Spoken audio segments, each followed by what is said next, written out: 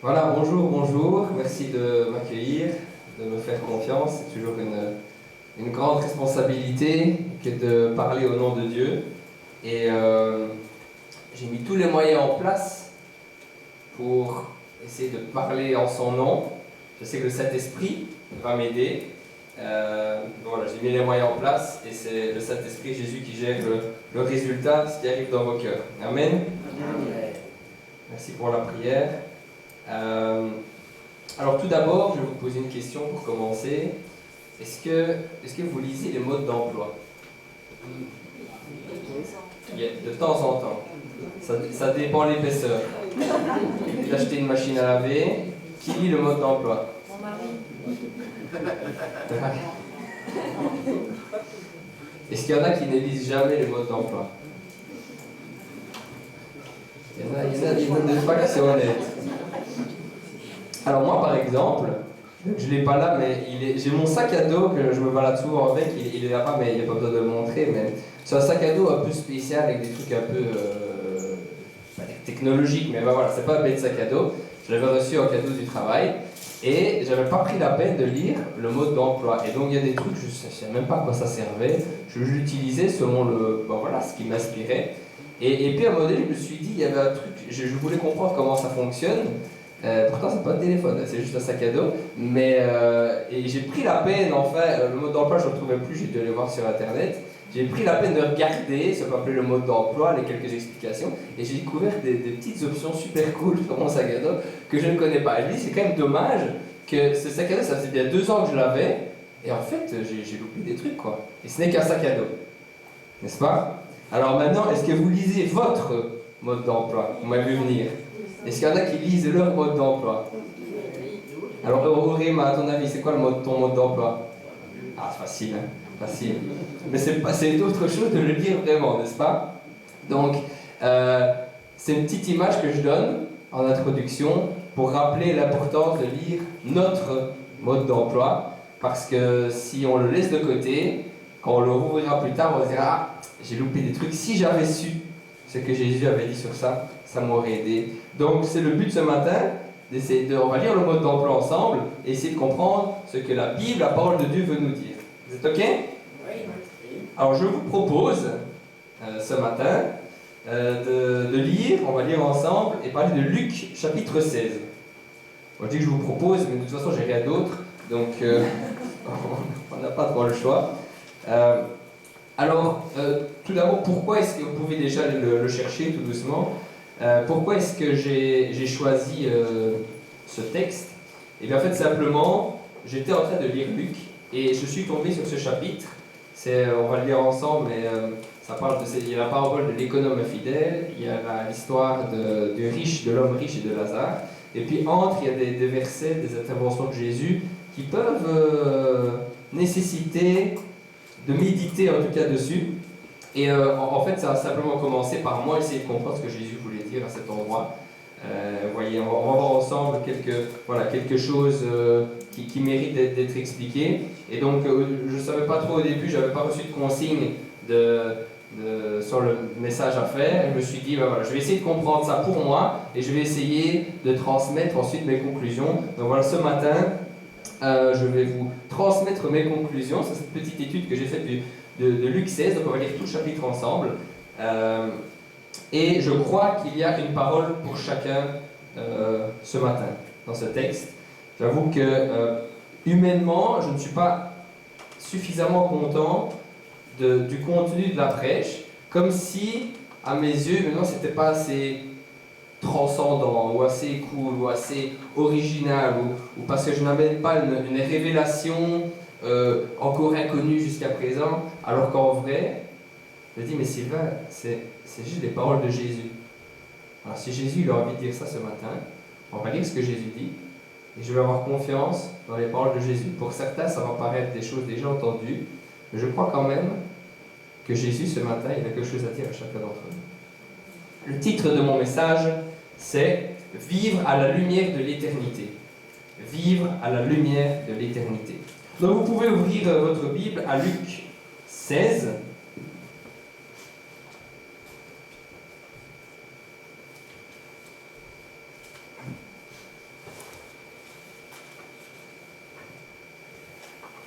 partir du chapitre 1. Alors on ne va pas traîner. Le pasteur m'avait mis en garde sur le fait qu'il y a beaucoup de textes. Mais par la grâce de Dieu, ça va aller. C'est parti. Nous allons lire les premiers versets 1 à 9. Jésus, donc je lis dans la version Louis II, 1910. Jésus dit aussi à ses disciples, un homme riche avait un économe qui lui fut dénoncé comme dissipant ses biens. Il l'appela et lui dit, qu'est-ce que j'entends dire de toi? Rends compte de ton administration, car tu ne pourras plus administrer mes biens. L'économe dit en lui-même, que ferai-je, puisque mon maître m'ôte l'administration de ses biens?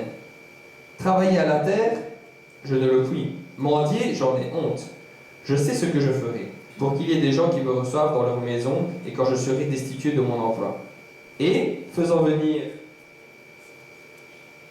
chacun des débiteurs de son maître, il dit au premier, combien dois-tu à mon maître?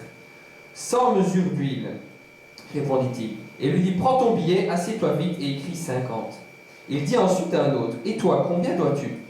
100 mesures de blé, répondit-il. Et lui dit, prends ton billet et écris 80. Le maître loua l'économe infidèle de ce qu'il avait agi prudemment, car les enfants de ce siècle sont plus prudents à l'égard de leurs semblables que ne le sont les enfants de lumière. Et moi je vous dis, faites-vous des amis avec des richesses injustes pour qu'ils vous reçoivent dans les tabernacles éternels quand vous viendrez à manquer. C'était la première partie. C'est intriguant quand même, non? Jésus qui nous donne l'exemple flagrant d'une fraude, n'est-ce pas?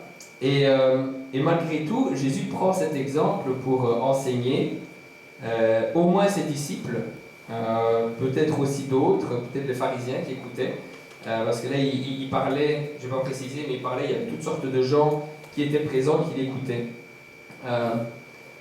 Et alors, par rapport à ce passage, une petite question, vous êtes-vous déjà dit, ou avez-vous déjà eu l'impression que les non-chrétiens ont plus de succès de manière générale, plus de réussite dans leurs entreprises que l'Église? Est-ce que c'est déjà une réflexion que vous vous êtes faite ou pas?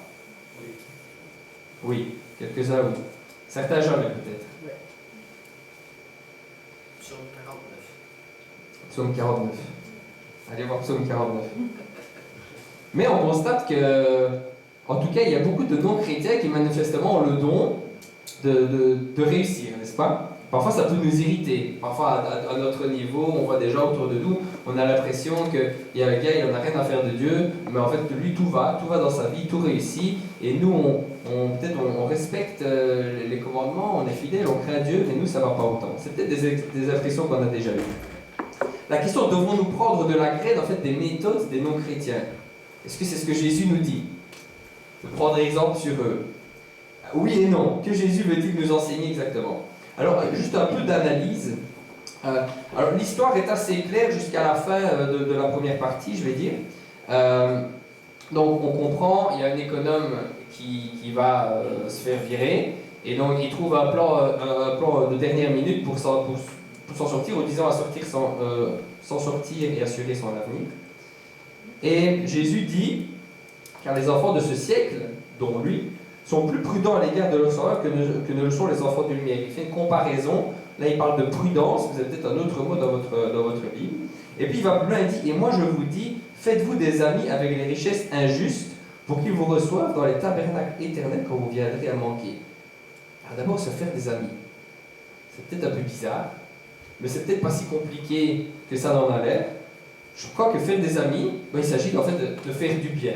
En général, les amis, on leur fait du bien, et ces gens sont nos amis, c'est qu'on leur a fait un peu de bien en général. Les gens qui nous font du mal, on n'a pas trop envie qu'ils soient nos amis, c'est juste. Alors, amis, maintenant, c'est qui ces amis? C'est une question qu'on peut se poser aussi. Alors, selon les interprétations, il y en a qui pensent que c'est une symbolique pour parler de Dieu ou de Jésus.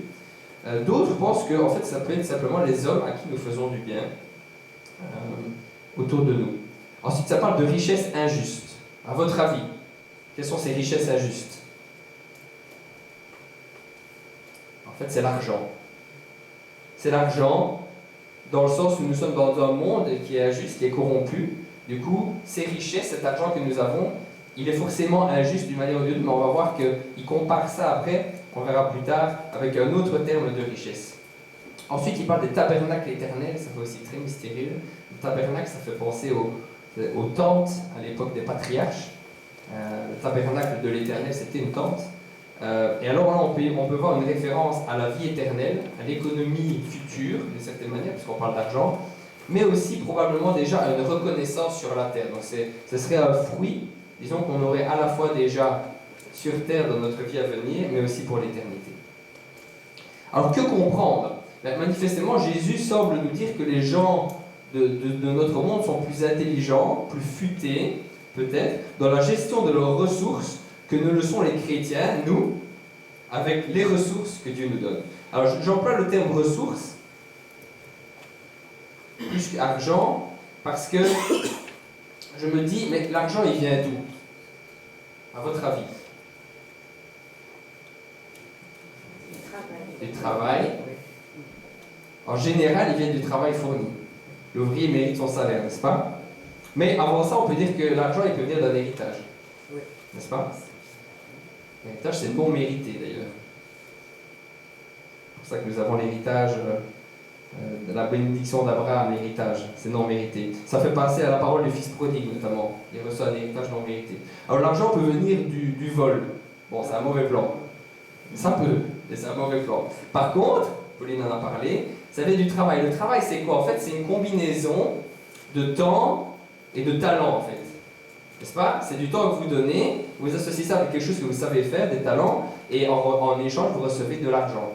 Et donc, dans moi, ce que je comprends, je me dis, si Jésus il parle d'argent, il doit aussi forcément parler de notre temps et de nos talents, de ce que nous savons faire. Et la question, c'est de quelle manière utilisons-nous ce que Dieu nous donne, notre temps, nos talents, notre argent, de quelle manière est-ce que nous l'utilisons? Est-ce que je reste dans mon canapé en attendant que Jésus revienne, alors que Dieu m'a donné déjà tellement? Et notre question, sommes-nous moins motivés avec les affaires de Dieu que le sont les gens du monde avec leurs propres affaires? Ce serait quand même dommage, non? Ce serait du gâchis, non? Il ne s'agit pas d'avoir les mêmes motivations, mais d'avoir le même zèle. Et c'est le premier enseignement que je veux ressortir aujourd'hui, c'est faisons bon usage de ce que Dieu nous donne, ne gaspillons rien. Investissons les ressources que Dieu nous a données dans son royaume, avec au moins autant de zèle que les non-croyants dans leurs affaires. Prenons donc de la graine des non-chrétiens, non pas dans leur méthode, ni dans leurs objectifs, mais dans le zèle qu'ils ont pour atteindre leur but. C'était pour la première partie. J'essaie de regarder mon chrono, mais il n'apparaît plus. Okay. Alors la deuxième partie, nous allons lire les versets 10 à 12. Je commence. Celui qui est fidèle dans les moindres choses l'est aussi dans les grandes, et celui qui est injuste dans les moindres choses l'est aussi dans les grandes. Sinon, vous n'avez pas été fidèle dans les richesses injustes, on en parle, qui vous confiera les richesses véritables? Et si vous n'avez pas été fidèle dans ce qui est à autrui, qui vous donnera ce qui est à vous? Alors là, dans l'analyse, on repense du coup aux richesses injustes, notamment, notre bien matériel, l'argent, et alors il y a une opposition là avec des richesses véritables. Alors c'est quoi les richesses véritables? Celle du royaume. Celle du royaume.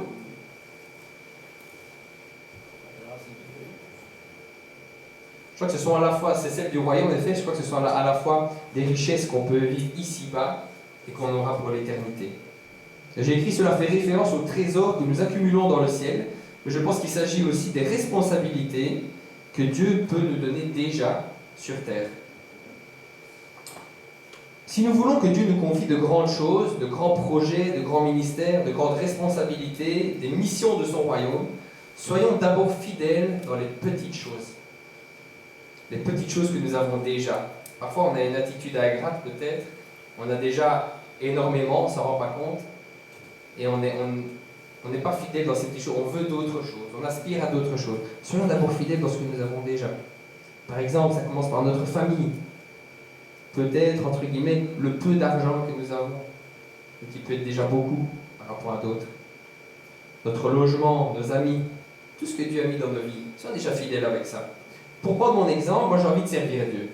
Jésus c'est ma vie, j'ai envie de le servir, que ma vie lui soit consacrée. Et en vrai, j'ai envie qu'il me confie une mission importante, pour qu'il soit content de moi.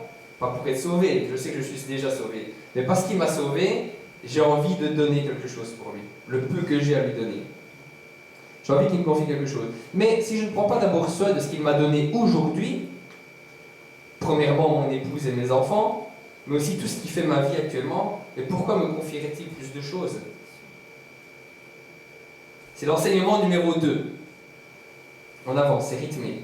Ne méprisons pas les petites choses que Dieu nous a confiées, mais montrons-nous fidèles dans chacune de ces petites choses, et après lui, il nous en confiera de plus grandes.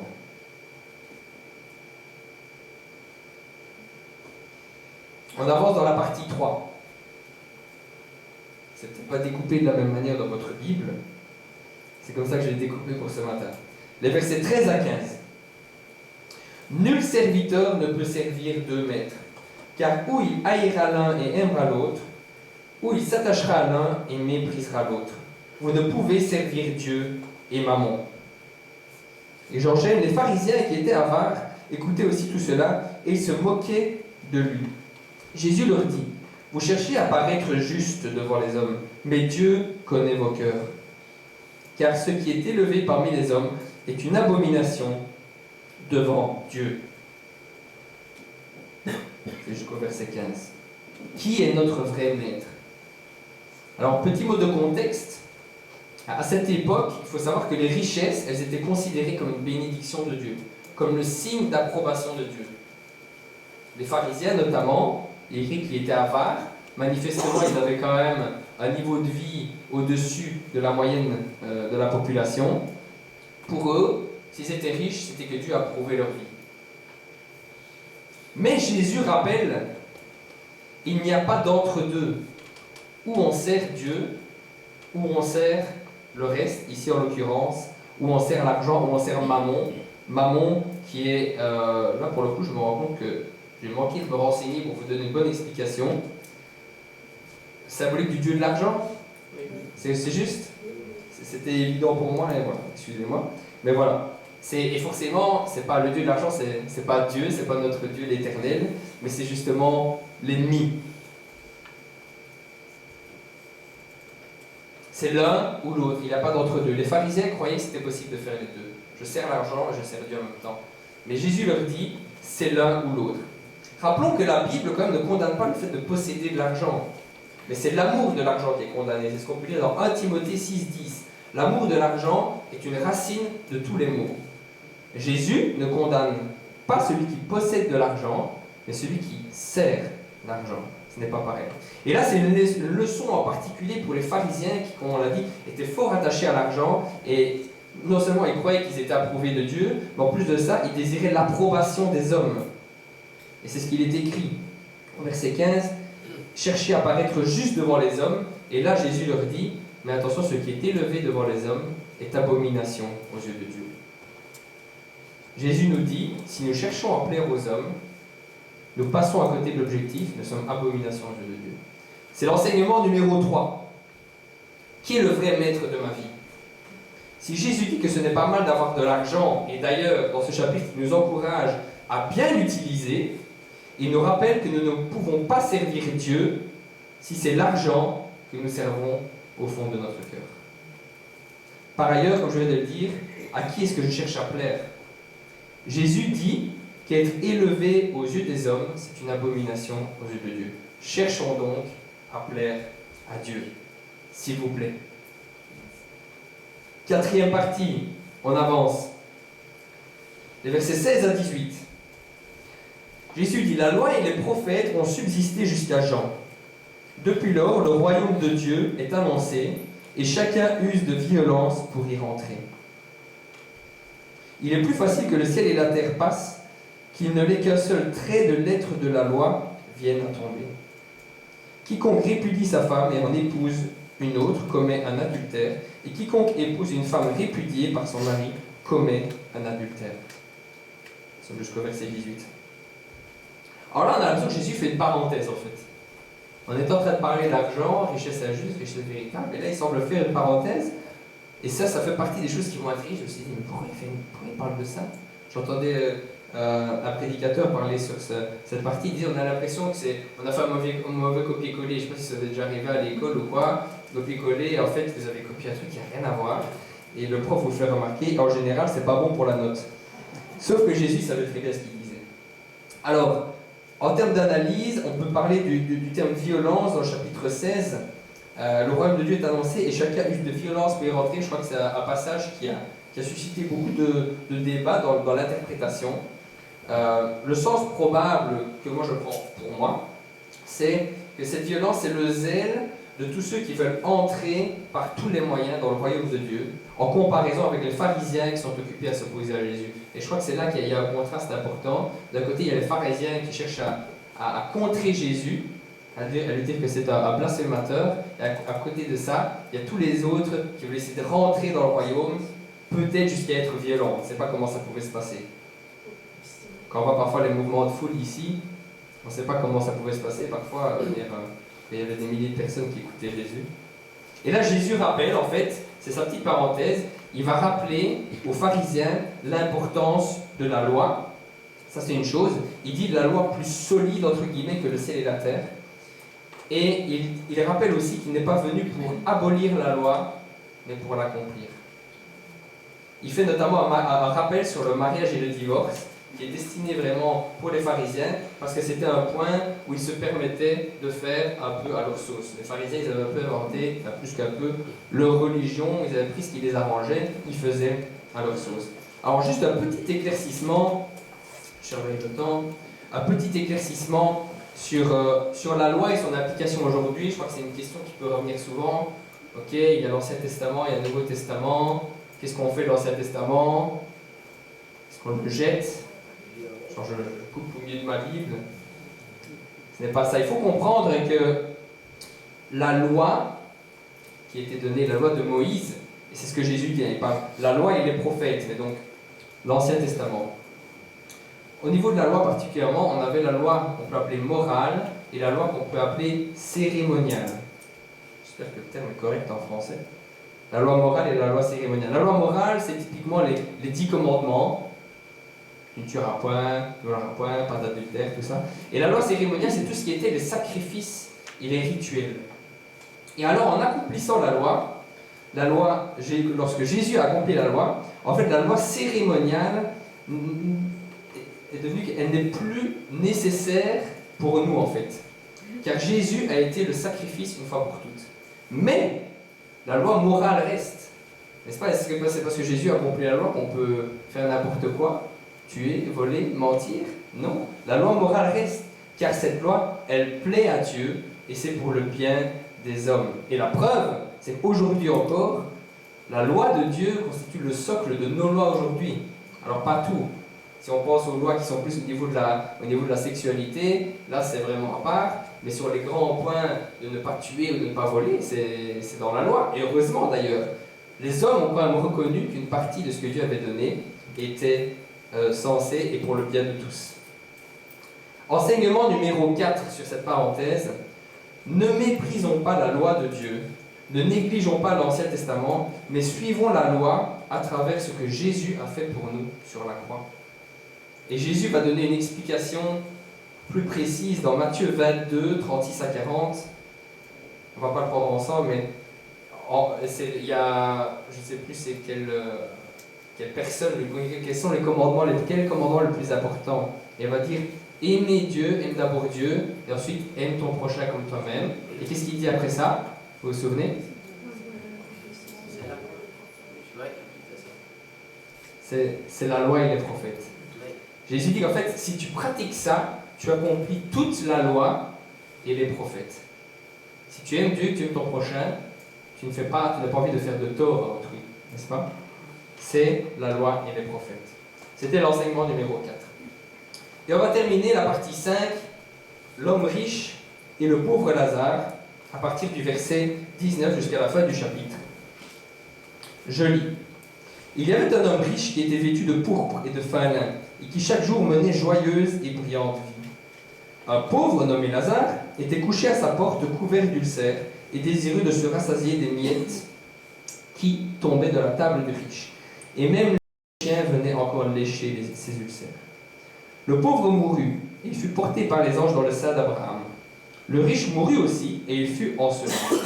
Dans le séjour des morts, il leva les yeux, et tandis qu'il était en proie au tourment, il vit de loin Abraham et Lazare dans son sein. Il s'écria, « Père Abraham, aie pitié de moi et envoie Lazare pour qu'il trempe le bout de son doigt dans l'eau et me rafraîchisse la langue, car je souffre cruellement dans cette flamme. » Je n'ose imaginer ce qu'il vivait. Abraham répondit, « Enfant, souviens-toi que tu as reçu tes biens pendant ta vie et que Lazare a eu les maux pendant la sienne. Maintenant, il est consolé et toi, tu souffres.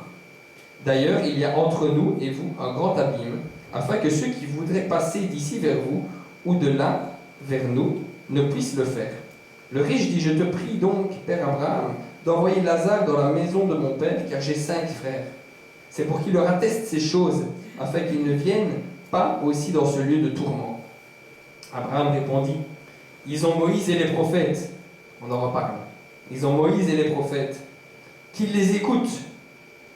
Et il dit, non, Père Abraham.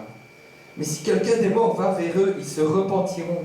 Et Abraham lui dit, s'ils n'écoutent pas Moïse et les prophètes, ils ne se laisseront pas persuader quand même quelqu'un des morts ressusciterait. Amen.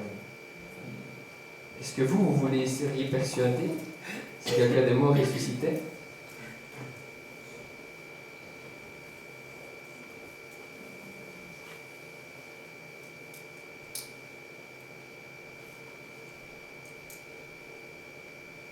Jésus raconte cette histoire notamment pour montrer aux pharisiens que le fait d'être riche ne veut pas dire que Dieu nous approuve. C'était vraiment destiné pour eux. C'est pas pour ça qu'il n'y a pas d'enseignement pour nous, mais c'était d'abord destiné pour eux. Alors rassurez-vous, ça ne veut pas dire que tous les riches iront en enfer, n'est-ce pas? C'est pas ça la logique. C'est de dire que ce n'est pas parce que tu es riche que tu es approuvé de Dieu. Nous n'emporterons rien de matériel au ciel, vous le savez. Le salut ne dépend pas de ce que nous possédons. La Bible, la parole de Dieu, la loi et les prophètes, Moïse et les prophètes comme il est écrit, est suffisante pour croire. En disant cela, c'est très intéressant, Jésus a annoncé en fait ce qui allait arriver avec sa propre résurrection. Il parlait déjà de lui. Et en vrai, c'est que pour certains, ça n'a pas suffi. Pour certains, voir Jésus ressuscité, ça n'a pas suffi. Encore aujourd'hui, malgré quand même les nombreuses preuves scientifiques, pour ceux qui sont un peu intéressés au sujet, de la résurrection de Jésus, pour ceux qui par exemple ont vu Jésus l'enquête, je crois que c'est un film assez sérieux où on en parle, même si aujourd'hui on ne voit pas Jésus, mais malgré quand même les preuves historiques qu'il y a eu, eh bien beaucoup aujourd'hui ne sont pas convaincus. Et bien on peut même aller plus loin. Je crois qu'encore aujourd'hui, il y a certaines personnes qui sont tellement endurcies dans leur cœur que même face à un miracle incroyable, elles pourraient continuer à ne pas croire. Même un miracle surnaturel ne convainc pas. Et c'est ce que Jésus dit à travers Abraham dans cette parole. S'ils n'écoutent pas Moïse et les prophètes, ils ne se laisseront pas persuader quand même quelqu'un des morts ressusciterait. Avant de dire l'enseignement, je voudrais juste faire une parenthèse que ici on a un aperçu de ce qui se passe après la mort, mais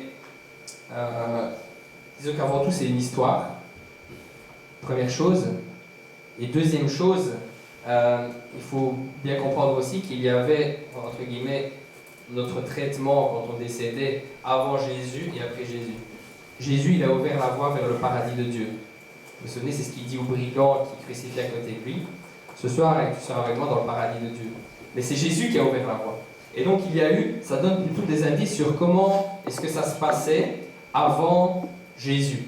D'accord? Donc je voulais juste faire une remarque par rapport à ça. C'est un texte, on ne peut pas vraiment en faire un texte de doctrine pour affirmer comment ça se passe après la mort. Je voulais juste... en tout cas, c'est ce que j'ai compris. Peut-être le pasteur me corrigera. Enseignement numéro 5, par rapport à cette dernière partie. Nous n'emporterons rien au ciel si ce n'est notre foi, sur base de ce que nous avons cru de la parole de Dieu.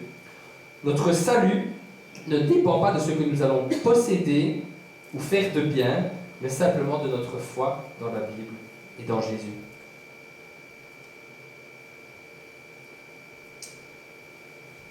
Je vais faire un rappel des 5 enseignements que nous venons d'explorer, et puis je vais demander, s'il me reste un peu de temps, si tu peux préparer la musique. À mon signal, je vais d'abord lire. Rappel des enseignements. Enseignement numéro 1. Dieu t'a donné des ressources, du temps, des talents, de l'argent. Fais-en bon usage et avec plus de motivation et de zèle que ce que tu vois dans le monde, car tu devras rendre des comptes de tout ce que tu as reçu. Enseignement numéro 2. Je crois que chacun ce matin peut être concerné par un des points. Sois fidèle dans les petites choses, ne méprise pas les petites choses et tu verras Dieu t'en confier de plus grandes. Enseignement numéro 3. Remets-toi en question ce matin. Qui est ton vrai maître? Est-ce vraiment Dieu qui motive tout ce que tu fais dans la vie ou est-ce autre chose? Enseignement numéro 4. C'est la parenthèse de Jésus sur la loi. La loi est parfaite et Jésus est venu l'accomplir pour que tu puisses continuer à lui obéir sans être condamné par elle. Je vais répéter ça. La loi est parfaite et Jésus est venu l'accomplir pour que tu puisses continuer à lui obéir à la loi sans être condamné par elle.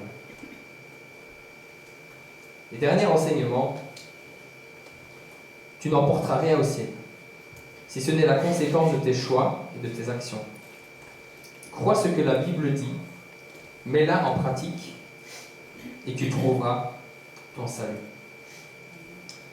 Avant de conclure, je vais demander à Corentin de faire passer un morceau. Alors c'est un morceau d'un rappeur. Je ne sais pas si vous avez l'habitude d'entendre ce genre de musique ici, mais c'est pas grave. Faites attention aux paroles.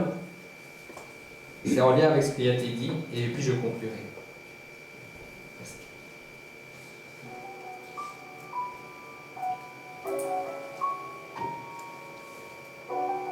Il n'y a pas de parole. Juste écouter.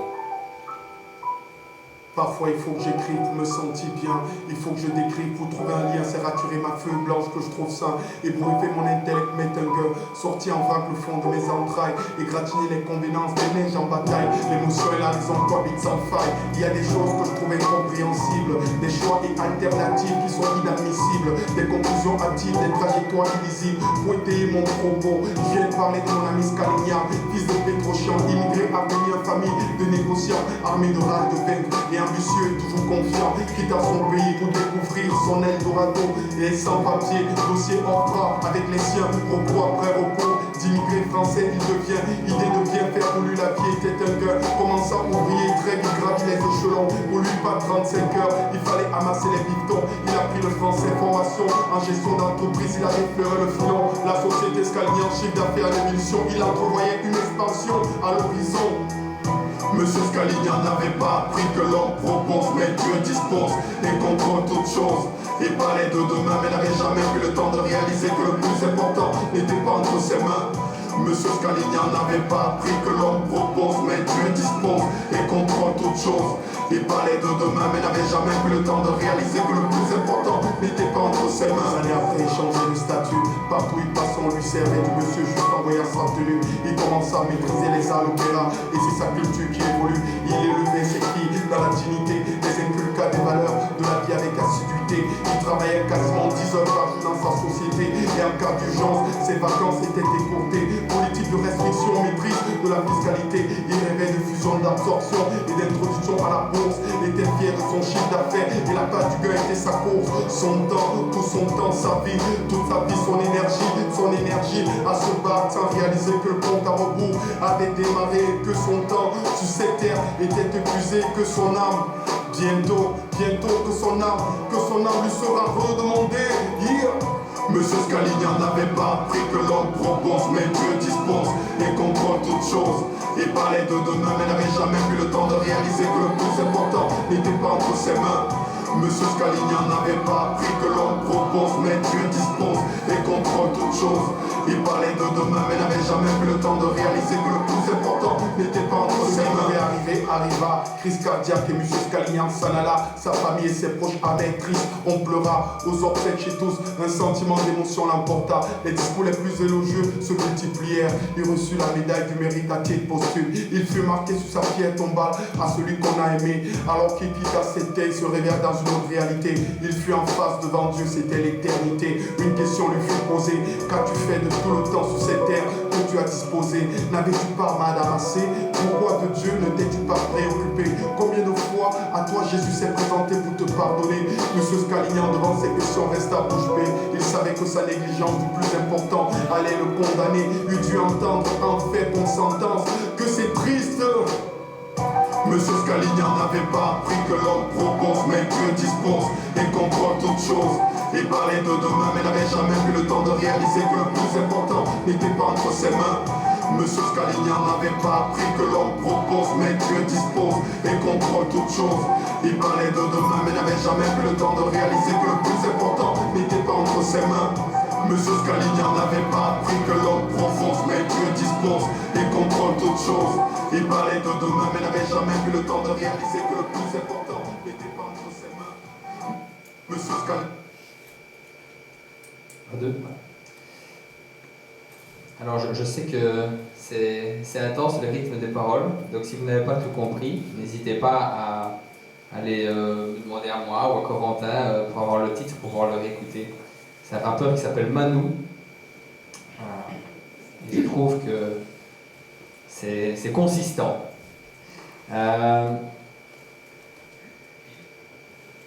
Pour conclure, et en lien avec ce que nous venons d'écouter aussi, si maintenant nous observons ce chapitre dans son ensemble, parce qu'on l'a un peu décortiqué, et je crois qu'il y avait un message global. Nous voyons que Jésus nous encourage à vivre à la lumière de l'éternité.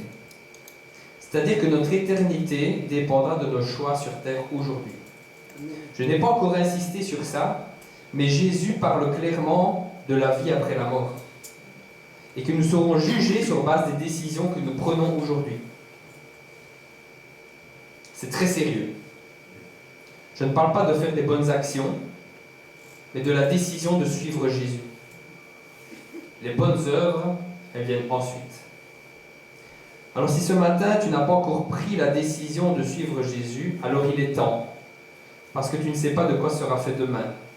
C'est notamment ce qu'on entendait dans le morceau. On ne sait pas de quoi est fait demain. Dans l'histoire de Jésus, il est écrit que le riche, chaque jour, menait joyeuse et brillante vie. Et un jour, Dieu l'a repris. Et ses choix sur terre l'ont mené dans le lieu de tourment. L'enfer existe, mais Jésus te propose une autre destination.